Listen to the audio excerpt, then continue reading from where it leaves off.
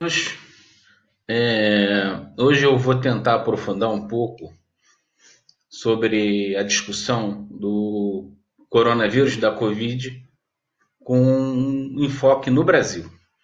Ah, Outros colegas, cientistas, professores, vêm tentando alertar sobre diversos aspectos em relação às curvas de crescimento, estimativas do número de pessoas que podem ficar infectadas, do sobrecarregamento, do colapso do Sistema Único de Saúde, dos leitos de UTI, e bem como discutindo se deve ou não haver medidas de mitigação, de supressão da doença, o que deve ser feito ou não deve ser feito. Há um conjunto de vídeos, de informações sobre este aspecto e outros aspectos importantes relacionados à doença, transmissão, cuidado, o que deve ser feito. Eu vou tentar discutir um pouco com vocês numa perspectiva educacional, de ensino, usando dados que já estão na literatura, que já foram discutidos pelos colegas, mas eu vou tentar aprofundar algumas questões, fazer algumas aproximações com números absolutos, com o uso de informações de modelos matemáticos, mas tentar discutir de uma forma mais simples, no sentido de tentar, junto com os colegas, fazer uma outra abordagem de discussão, de aprofundamento sobre o que deve ser feito, por que deve ser feito, quais são as estimativas de infecção, de morte. E não quer dizer que isto vai acontecer, porque pode ser, eu espero, uma situação muito melhor para o Brasil ou pode ser pior. O tempo vai dizer, na medida em que, de forma muito séria, as medidas do governo federal, junto com os municípios, o governo estadual e a contribuição da população, considerando os aspectos sociais, ambientais, um pouco do que nós falamos no vídeo anterior, seja também construída, né? E evidentemente também aí a imprensa, que tem um papel importante na educação das pessoas, na transmissão de informações para as pessoas. Então, vamos começar. Eu vou reduzir aqui. Talvez em alguns momentos eu vou até sair, tirar meu rosto aqui da apresentação, dependendo do que acontecer. Bom, então eu quero fazer uma apresentação sobre reflexões e uma estimativa da infecção do coronavírus, perdão, no Brasil, né, da Covid-19. Eu já mencionei que eu não estou no Brasil, mas tenho acompanhado não só o que acontece no Brasil, mas o que vem acontecendo na Europa, né, na Espanha, que é aqui perto, né, aqui do lado de Portugal, né, a Ibéria, o que vem sendo feito em Portugal. A taxa de mortalidade hoje em Portugal é de 1,7%, abaixo da média mundial. E esses números, algumas informações eu vou trazer a partir de agora. Então, a primeira coisa que eu queria mostrar a vocês é um gráfico e uma figura proveniente do Ministério da Organização Mundial da Saúde. Demora, mas aparece. Esses dados eles foram obtidos no dia de ontem, porque amanhã vão estar presentes, mostrados os dados de hoje. Então, até ontem, nós tínhamos, melhor dizendo, quase 466 mil casos, com 21 mortes em 199 países. E aqui a gente percebe como avança o crescimento da doença. Olha aqui a setinha. E aqui a distribuição dos países. Esses números mudam constantemente, né? Daqui a 5 minutos os números serão outros. Mas a gente consegue perceber que, até agora, a taxa de mortalidade, existem variações nos países, como eu disse, em Portugal é 1,8%, 1,7%, no Brasil hoje está 2,6%, na Espanha quase 7,5%. Então, isso varia. Tá? Mas a taxa de mortalidade na média global, a gente pode dizer que hoje é de 4,5%. Então, esse número é importante. E aqui a distribuição em todos os continentes, com maior ou menor número. Esses números, como eu disse, eles vão variando. Nos Estados Unidos, ontem, quase 15 mil novos casos. Nova York, a região de Nova York, que é uma cidade riquíssima, o número de casos já aumentou abruptamente e já lidera, infelizmente, os Estados Unidos o número de casos. E na Itália ainda a coisa ainda está muito complicada. Então, o combate da doença, tentando categorizar, existem algumas medidas que podem ser feitas. Você tem a questão, um conjunto de dados, de procedimentos, melhor dizendo, que busca a supressão da doença, que é romper as cadeias de transmissão. É o que aconteceu muito na China, você testar muitas pessoas, você fazer o isolamento. Então, você tem a postura de busca de supressão a partir do rompimento das cadeias de transmissão. E a ideia é efetivamente você deter a epidemia. Então, são um conjunto de medidas muito duras. Uma outra, que talvez é o que esteja ocorrendo no Brasil, é a mitigação. Você sabe que não pode mais deter o vírus e você decide que você vai tomar medidas para diminuir a sua propagação e tratar de evitar ao máximo os casos de contágio. Em Portugal, você teve as medidas de mitigação e eles estão hoje já partindo para uma busca de supressão, com os recursos que aqui existentes. Ou você não faz nada, tá? Que é o último, está aqui em vermelho. Não fazer nada. E deixar que o vírus ataque a população, isso é chamado de inação, que era proposto de ser feito em algum momento no Reino Unido.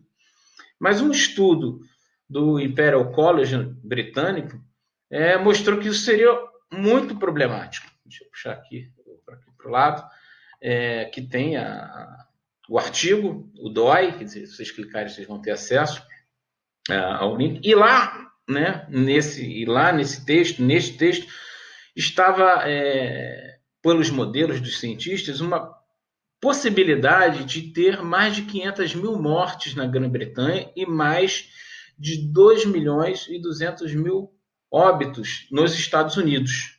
Então, foi feito um estudo comparando esses dois países, essas duas regiões. Isto no intervalo de 3 a 4 meses, de abril até agosto. Só para vocês perceberem aqui a curva, como chega um ápice e cai. Mas a ideia é você fazer com que essa curva ela fique mais baixa, menor, e que haja um platô, nessa curva. A gente vai ver isso um pouquinho com mais detalhes.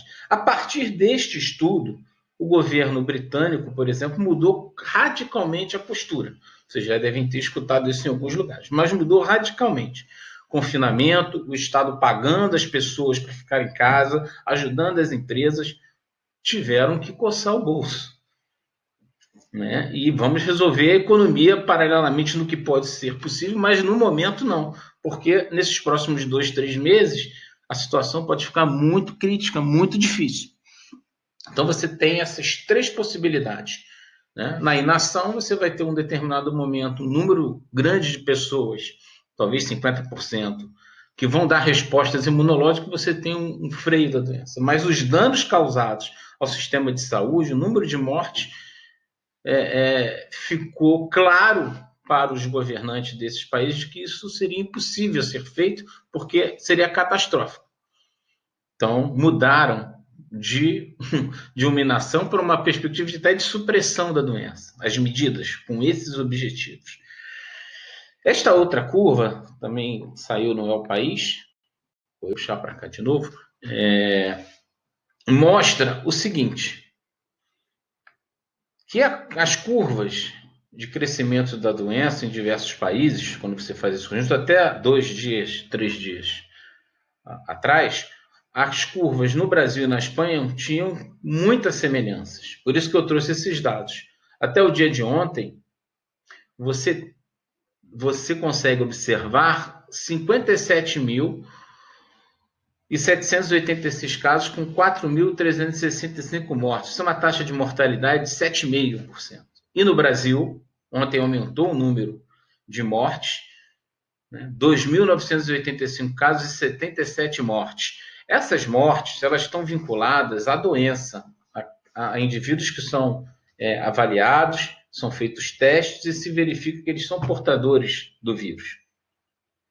Não está aqui nem subnotificação, não está aqui presente os dados das mortes causadas indiretamente pelo colapso do sistema de saúde dos países.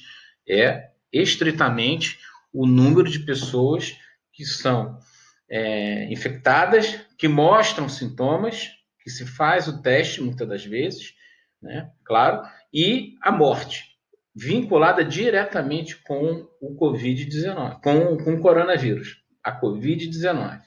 Então, as curvas do Brasil e da Espanha, embora isso mude a cada dia, porque dependendo do que se resulta dos dados, em dados das ações dos governantes dos países, essas curvas podem mudar. Mas até agora a semelhança entre Brasil e Espanha é bastante significativa, é muito próximo. Então a gente consegue verificar que as curvas no Brasil, como em todos os países, os casos vêm aumentando, indo para um pico, né? No Brasil ainda é muito inicial. Então a ideia, o que se imagina é que a coisa vai ficar pior em relação ao número de casos e do comportamento desta curva, de crescimento do número de casos. Bom, então agora houve um vídeo de um colega, Átila, se eu não me engano, espero não estar errando o nome do professor, dizendo que poderia haver 1 milhão de mortes, em cima inclusive desses dados desse artigo. Eu queria discutir isso aqui com vocês. A população brasileira é de aproximadamente 210 milhões de pessoas. Coloquei aqui 200 milhões, puxei um pouquinho para baixo. Tá? Se nós considerarmos que não tivesse feito nada, o Brasil teria um comportamento similar ao que seria feito no Reino Unido. Ou uma baixa eficácia ou eficiência, um pior cenário possível, nós teríamos 160 milhões de infectados. Porque os estudos indicam que há uma possibilidade de 80% da população ser infectada. Desse total, 20% apresentam sintomas. Vão todas morrer? Não.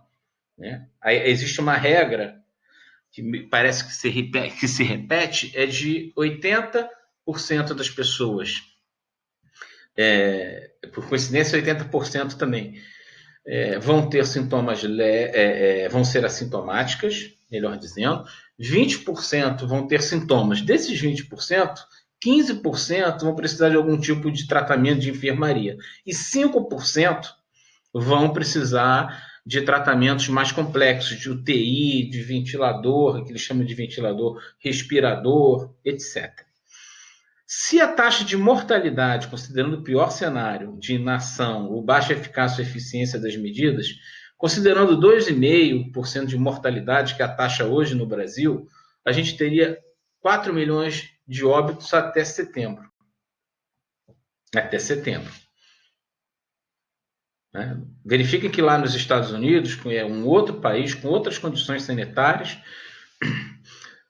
havia uma perspectiva de 2,5 milhões de pessoas aproximadamente, 2 milhões e 200 mil. Não é este o caso, porque os países não estão de braços cruzados, nem o Brasil, nem os governadores, nem os prefeitos. Há uma discussão hoje no Brasil, eu diria que é irresponsável, dado o cenário atual de combate à doença, à proliferação da doença. Irresponsável.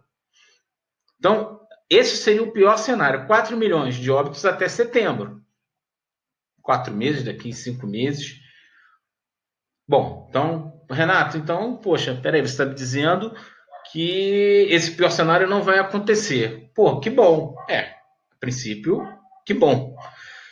Só que, à medida em que que esteja ocorrendo e já há as medidas de contenção e orientação, nós podemos ter um outro cenário melhor, menos pessimista, que nós vamos chegar lá. Mas eu quero aproveitar, já que o nosso canal tem uma perspectiva de ensino, em saúde, em educação e também de divulgação científica, e o Covid-19 exige algumas perspectivas além de se discutir só ensino, por isso esse vídeo está sendo produzido.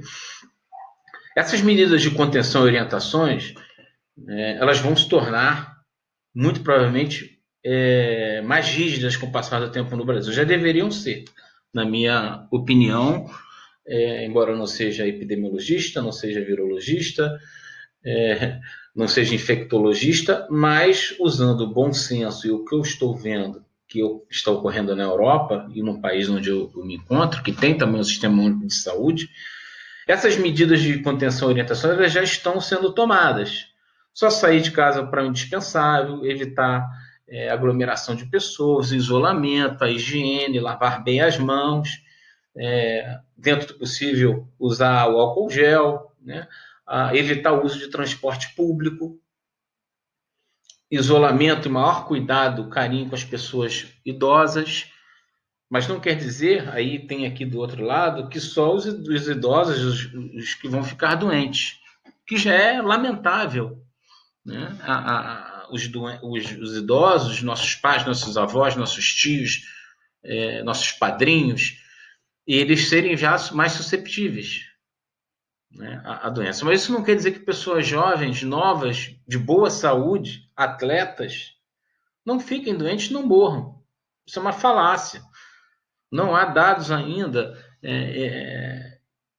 tão substanciais para que possam fazer determinadas afirmações. O que se sabe é que os idosos pertencem a um grupo de risco. Então há de se ter cuidado com essas pessoas, mas não só com elas. Então você tem aqui um conjunto de informações da Fundação Oswaldo Cruz. Procurem sempre informações de sites, de pesquisadores confiáveis. Pare de acreditar em meme, em boiadeiro, gente que anima festa de circo, gente que anima rodeio, falando, porque eu já recebi, inclusive da minha mãe, certas coisas, informações de que o H1N1 matou mais. Isso não é verdade. Não é verdade. A taxa de mortalidade do H1N1 é 0,2%. 0,5% em 2008, se eu não me engano, onde houve o ápice da epidemia. Nós estamos no Brasil com 2,7%, na Espanha 7,5%. Então não é verdade. De mortalidade em cima do conjunto de pessoas infectadas. Não é verdade. Então nós temos que diminuir o número de infectados para que o risco de morte diretamente pela doença diminua. Eu não estou nem dizendo, como muitos colegas já falaram acertadamente, dos outros problemas, porque as pessoas continuam com as suas outras enfermidades, acidentes acontecem, pessoas continuam sendo hipertensas, diabéticas, têm AVC, então já estão cansados, eu acho, imagino, de ouvir isso, mas eu acho que é a compreensão de assimilação da seriedade do problema. E cuidado com as fake news, né, com as informações falsas. Então procure as informações na Fundação Oswaldo Cruz.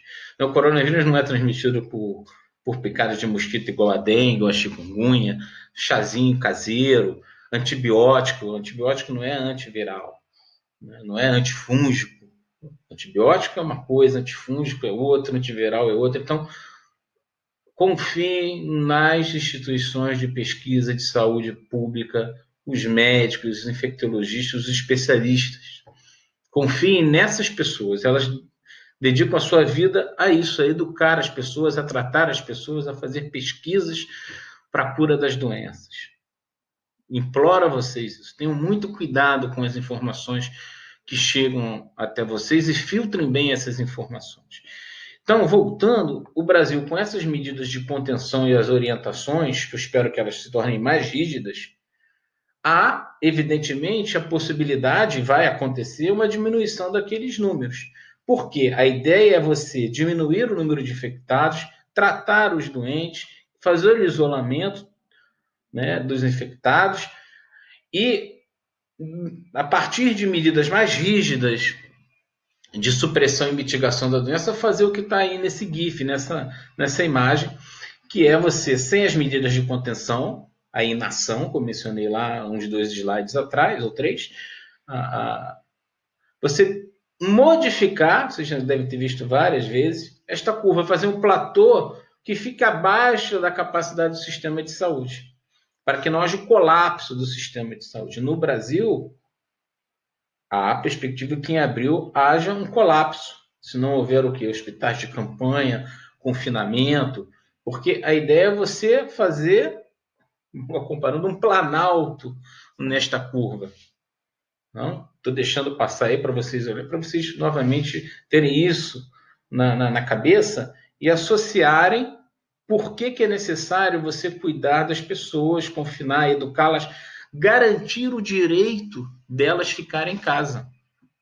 O governo tem que gastar o dinheiro que ele tem, usado para diversas outras coisas que não vou entrar nessa discussão agora, mas que tem para isto, porque tem esse dinheiro. Não tem que ficar sacrificando salário de trabalhador, salário de quem tem direito trabalhista ou de outros, para poder garantir a saúde da população. É direito da população. O dinheiro do Brasil é do conjunto da população, dos mais pobres, principalmente, que é o conjunto de pessoas que agora precisam mais desses recursos. Bom, dito isto, para não me aprofundar muito na questão política, embora as doenças não são só biológicas, né? A perspectiva é sempre política, mas obviamente não vou entrar nisso aqui agora. Existem outros professores que discutem isso bem, mas é bom ficar aqui mencionado. A ideia é você fazer este processo com as curvas. Né? Então não tem como ficar de braços cruzados e nem ficar deseducando a população, passando informações equivocadas e confundindo as pessoas. Isso é pior. Por que é pior? Porque num cenário mais otimista, eu poderia até dizer menos pessimista, e respeitando a nossa regra de 80, 15, 5, você vai ter do conjunto de pessoas. Deixa eu puxar para cá para vocês poderem ver aí. 80% das pessoas vão precisar de cuidados domiciliares, daquelas que ficam doentes. 15% vão precisar de uma enfermaria geral, né? Vai ter que ir ao posto, vai tomar um medicamento, mas vai ter que ficar talvez numa cama. Mas 5% vão precisar de cuidados intensivos. Eu quero trazer aqui para vocês novamente um gráfico daquele estudo do Imperial College. A relação está vinculada aqui com o número de camas de leite por 100 mil pessoas. Mas dá para a gente ter uma percepção do que pode acontecer. Né? Numa perspectiva de não se fazer nada, aqui tem a linha preta, linha verde, linha laranja, linha amarela e linha azul. O que cada medida significa. Ou não faz nada, ou só faz isolamento, ou fecha as universidades e as escolas, que é essa verde, até medidas mais drásticas, mais rígidas de contenção da doença, que seria a comparação entre a linha preta e a linha azul. Deixa eu tentar fazer uma coisa aqui, espero. Deixa eu voltar, perdão. Se você reparar aqui, você vai ter aproximadamente, evidentemente são números absolutos, eu não posso dizer que sejam extrapolações, são aproximações em cima do cenário. Tá? Você teria uma redução significativa. E aqui esse sobreamento azul, o período de 3 meses. Então, vocês têm uma ideia do tempo de que essas medidas são importantes. Então, voltando, essa diferença da linha preta para a linha azul, lembra? Olha que a linha vermelha ainda está bem abaixo. Então, você vai ter sempre um sobrecarregamento do sistema de saúde para cuidar das pessoas. Isso vai acontecer. Então, por isso que o investimento aumentar o número de leitos de UTI, porque 90%, talvez no Brasil, 95% dos leitos estão ocupados, não estão lá vazios, chega lá e vai ser utilizado. Você tem que dobrar, triplicar investimento, gastar dinheiro nisso. Então, você vai ter uma queda tomando medidas mais rígidas de isolamento, quarentena, distanciamento de 1 metro, evitar, é claro, novamente, né, em comunidades em favelas, olha o problema que isso tem. Novamente, a política e as outras questões de determinantes sociais e econômicos que interferem nisto.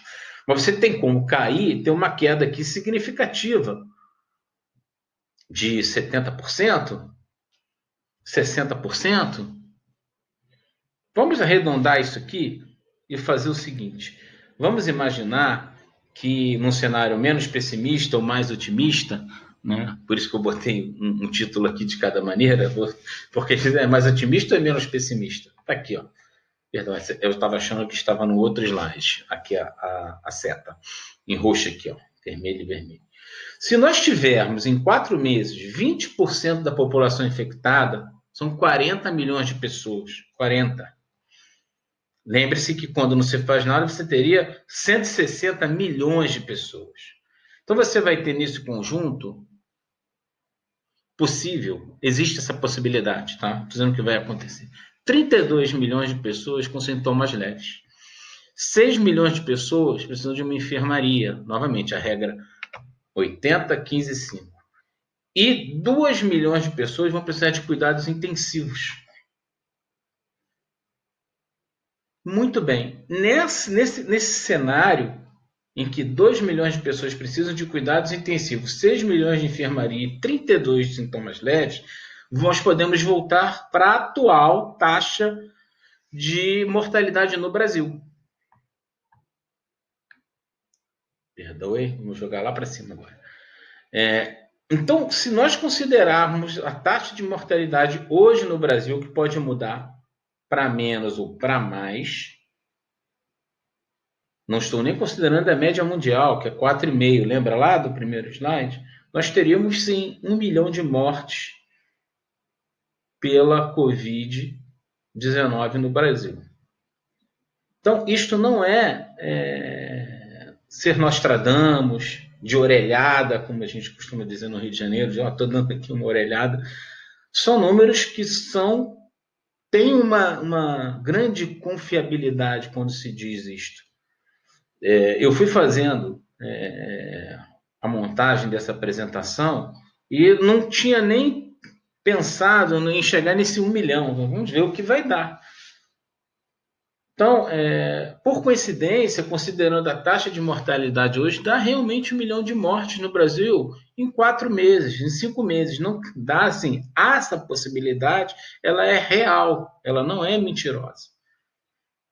Então, é preciso muita seriedade e muita atenção com essas informações. Eu espero que estejamos todos muito equivocados, enganados, no sentido do que vai acontecer, porque não há engano, erro nessas estimativas. Não minha, dizendo de modelos matemáticos mais complexos que chegam nesses números, ou números próximos a isso. Eu espero que isto não ocorra, mas o Brasil me parece que ainda está atrasado. De vez em quando eu coço aqui o nariz, mas eu estou na minha higiene aqui, perfeito, lavando a mão constantemente, tudo direitinho. Porque, pessoal, é o seguinte, eu quero aproveitar, até que deu um pouco de descontração numa coisa tão séria dessa, mas às vezes é legal, porque senão a gente fica um pouco pirado, né, com a questão da saúde mental, que é um outro problema de saúde pública relacionado à Covid. Eu estava na Espanha no dia 28, 27 de fevereiro, de Sevilha, né, carnaval, estava em Málaga, e as pessoas estavam na rua, andando normalmente. Claro, não havia ainda essa percepção e não havia dados mostrando a gravidade do problema. Eu tinha uma viagem marcada para início de abril para Nápoles com a minha esposa. Foi cancelada. Itália. Então, em muito pouco tempo, nós estamos falando em menos de um mês, 3 semanas, 2 semanas, a coisa 180 graus. Então, não é brincadeira. Agora, voltando, isso não é brincadeira. A coisa realmente. O bicho está pegando. O bicho está pegando. No caso, o vírus está pegando mesmo.